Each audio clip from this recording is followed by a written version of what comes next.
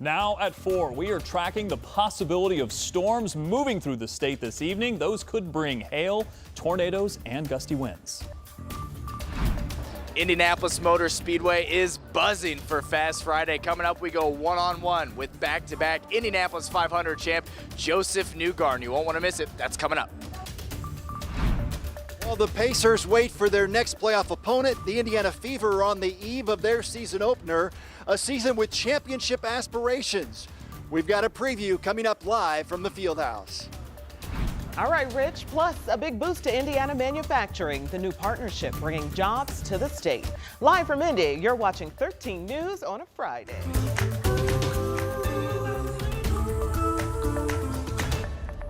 Hail, gusty winds, even tornadoes are already impacting parts of the Midwest, and that threat is now headed here. We've got a lot to get to on this Friday. Thanks for joining us. Welcome to 13 News at 4. I'm Dustin Grove. And I'm Felicia Lawrence, and meteorologist Rob Ellis is tracking all of this for us today. It's quite a weather story you're working on. Yeah, we're alerting you to the possibility of severe storms, and we're watching those storms already develop. Now they're headed this way, and at this point, it's looking at the radar trends. What is the radar telling us of what's happening upstream? So I want to show you some things that on radar that are really going to kind of tell you how things will unfold this evening and where we may still have some questions. Level 4 out of 5. This is a moderate risk for severe weather in the southern part of Indiana. Not necessarily the southern half, but includes a significant portion of the southern part of Indiana. A level 3 for most of central Indiana. Don't pay exact attention to where these lines fall. Just know that the strongest part of the storm is going to stay to the south. However, we do think that things will begin to move our way and that almost everyone should at least see some type of storminess. New tornado watch has now been issued. This is going to be in place until 11 p.m. tonight.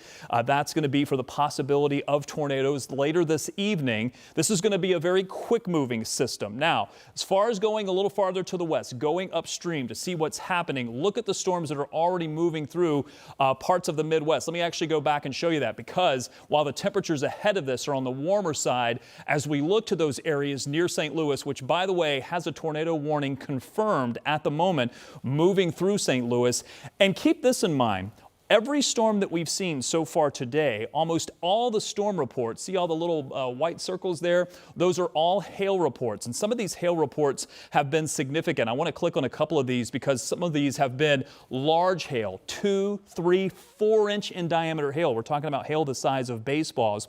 The reason I'm looking upstream is because this is what will eventually be moving our way. Temperatures are warm ahead of that. There is some drier air in the northern part of the state, but we don't think that's going to cause too many concerns, especially for the southern half of the state where we are still expecting storms to move through. As far as the timing, likely crossing the state line through about 5 to 6, likely moving across the metro between 6 to 7, continuing through about 8 o'clock, and likely exiting the state through about 9 o'clock. I'll be back with a little bit more of what to expect with this line of storms once it does move through, and I'll have that for you coming up in just a few minutes. All right, we're looking forward to that, Rob. And you can track the rain using our interactive radar. As Rob just showed you, our viewing area is showing a lot of different weather stories there. Okay, so just download this Doppler 13 weather app from your phone's app store to follow along in your backyard.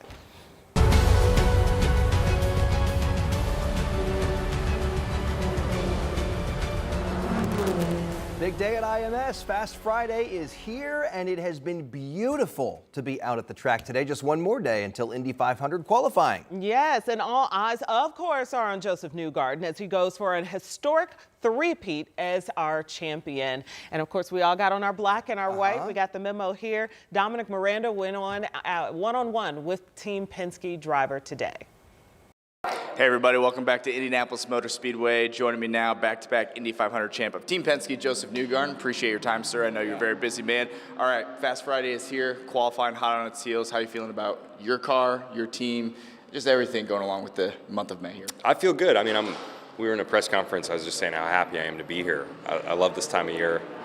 You know, it's like Christmas in a lot of ways. So it's great to wake up, know you're at the Indianapolis Motor Speedway. I feel good so far. I think our car's in a good place, but you know, it's early days still. We got to get through tomorrow, Sunday, hopefully have a good qualifying spot, and then you know, the big show is next weekend, so I'm ready for it. What's the evolution of your mindset been like of, okay, I haven't won, you get that first one, the relief, and now back to back? Does it make it easier, harder with all the growing pressure, anticipation, questions. What's kind of the evolution been like for you the last couple of years? It's more relaxing for sure. I mean, when you're able to win this race, you get to enjoy it a little bit more. Same pressure. You know, I mean, everyone wants to perform when they show up here, regardless of if you've won it or not won it. But you definitely enjoy the history, the experience, probably a little bit more when you have won it. Yeah, when you're going for a three-peat that's never been done before, that comes along with that is all the questions and all the, incessant, are you going to do it? How do you feel about it? But, drivers have made it clear this is one race, right? And you're always trying to win it. Does that take some pressure off, like you kind of just mentioned, that you remove yourself from the history that could be made?